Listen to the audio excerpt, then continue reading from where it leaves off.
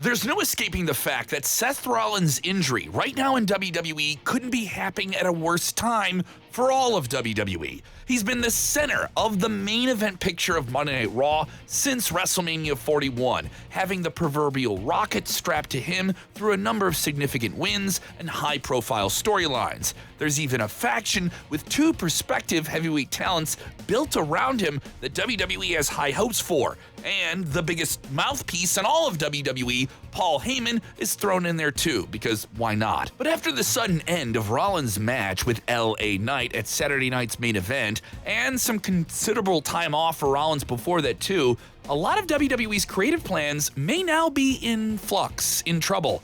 Allow us to elaborate. You're watching Sportskeeda Wrestling. I'm Kevin Kellum. Today we're looking at why Seth Rollins' injury is a possible disaster for WWE. But before we go any further, don't forget to hit the subscribe button, click that little bell icon to stay up to date on all of our content.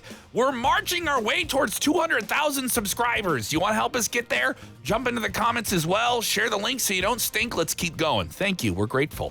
Now let's get into it. Seth Rollins is never far from the world title picture as a main event player in WWE. He's well established as a Triple H guy, and that's not just the reason he's at the top. He's one of the best pro wrestlers in the world. He's nearing a household name status at this point. Oh, and the fans seem to love singing along with his theme song too. But that seems to be a common theme song among WWE's main eventers right now. He's an interesting outfit wearer, a fashion plate who cackles in a weird way, but captivates the WWE audience and continues to evolve. His heist of the century at WrestleMania 31 years ago is still one of those iconic career-making moments, and he's had one of the most memorable runs of his generation in WWE. This guy's a Hall of Famer, and you know it. Despite his impressive introduction as a main event single star, a dastardly Nepo baby heel, winning his first WWE championship, Seth's subsequent Universal and World Heavyweight Championship reigns haven't had the same aura. Yeah, we love that word, aura, don't we? Feeling more like an upper mid-card title match holder, featuring in opening matches on WrestleMania as opposed to traditional main events. But WWE has faith in Rollins. They seemingly have always gone to him when times got tough, and he has carried the load. Ever since he walked through the doors of NXT some years ago, already an established name at the independent level and a former Ring of Honor World Champion, many in WWE were determined to break Rollins through to that next level. At WrestleMania 41 in Las Vegas, Rollins may be touching that level after a devious plot played out where he and Heyman were able to sleaze their way out of Vegas with a big win over Roman Reigns and CM Punk. This was a big deal considering Heyman's success alongside Brock Lesnar and Roman Reigns in recent years was the supporting role in most main event matches and most WrestleManias of recent memory as well. It seemed like WWE was willing to go all in on Rollins and Heyman as a pairing on television and began featuring them, Seth specifically at the center of all main events, healing his way through Monday Night Raw on Netflix. Abandoning connections between Paul Heyman and both CM Punk and Heyman's long-standing relationship with the Bloodline and Roman Reigns showed WWE had a lot of faith in this new pairing.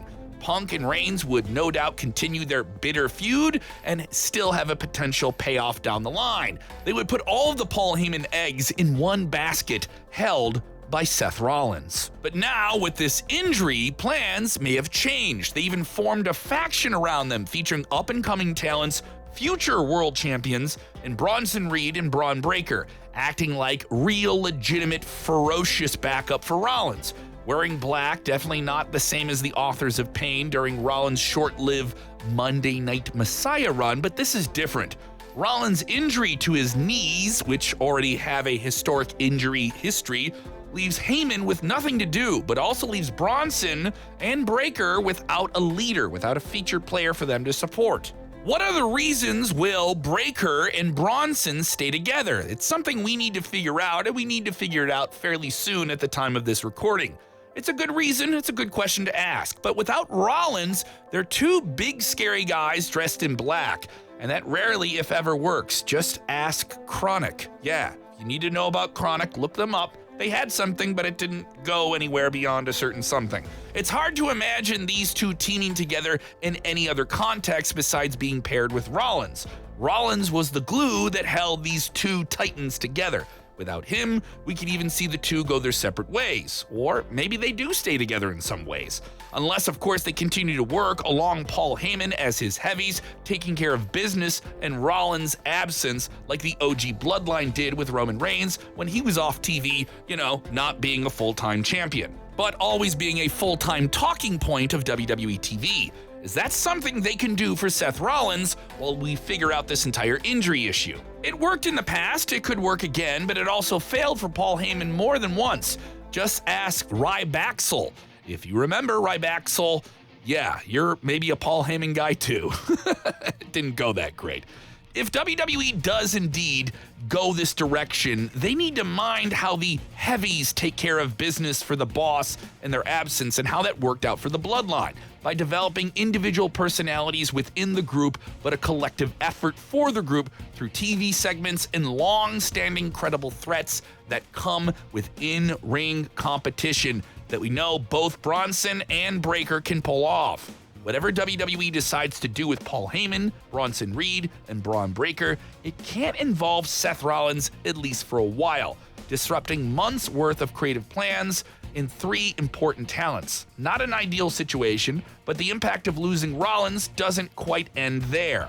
If you'll remember, at the Money in the Bank pay-per-view just in June, Rollins, quite controversially and quite predictably, won the Money in the Bank briefcase. That ladder match granted him that briefcase where he can cash in a world title opportunity whenever and wherever he wants, positioning him for an even more insane push than the one he was already getting, and a shocking moment we're all anticipating, but we just don't know when it's going to happen. The Money in the Bank briefcase, a WrestleMania main event, a pairing with Paul Heyman, a new faction formed around him. Yeah. And then the injury. I think it's pretty safe to assume that a lot of Triple H and his creative team's high-profile creative plans revolved around Rollins or were connected to him in some indirect way. It does create a new level of intrigue around the Money in the Bank cash-in. Could he pull off a surprise smash and grab similar to that heist of the century he pulled off at WrestleMania? Although maybe on a smaller scale, Monday Night Raw is losing a top heel player. Paul Heyman has lost a client, Bronson Reed and Breakker have lost a leader. Triple H may have lost one of his key players in the overall game of things. Rollins has been no stranger to injury. He himself has noted on Saturday night's main event he understood what happened. He also stated he could be out for, quote, an extended period of time. That's direct from him while he was guest hosting on SiriusXM's The Rich Eisen Show. Rollins has suffered knee injuries in the past that kept him off the roster of WWE and off television for notable times. During his first ever WWE Championship reign, this happened.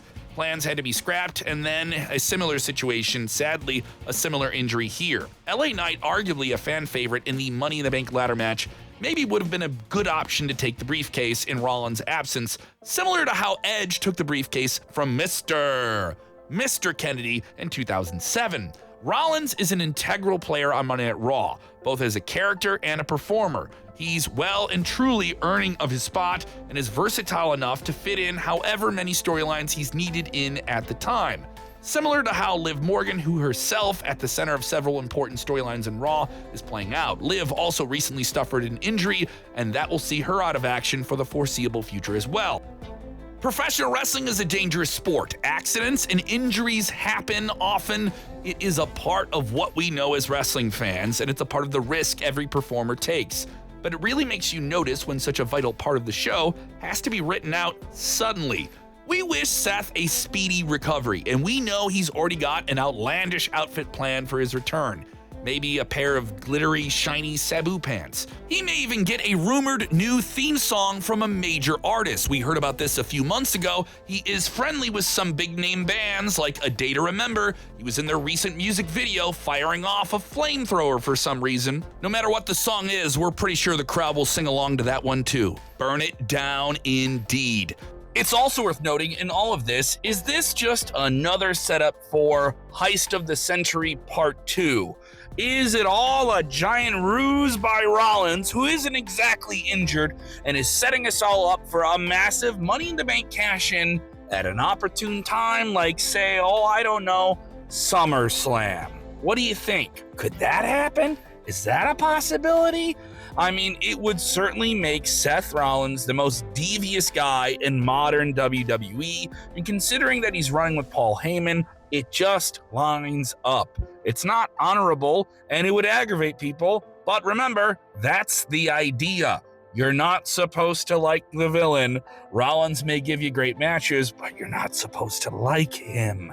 Yeah, and him screwing over even Cody Rhodes, who has his valiant, triumphant revenge over John Cena, who did him wrong, now reignites his bitter issues once again with Seth Rollins, which date back to 2022.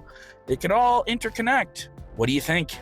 That's it for another video. What do you think of Seth Rollins' injury? Is it legit? Some people think it isn't. Yeah, let us know what you think about that. It seems like it is legit. How will WWE revolve around all these different moving pieces? Should they keep the current theme song, maybe return with a newer one? Should Seth Rollins drop the Money in the Bank briefcase if he's not going to be actively on TV competing week to week? Let us know in the comments below, and don't forget to like, share, and subscribe to Sportskeeda Wrestling.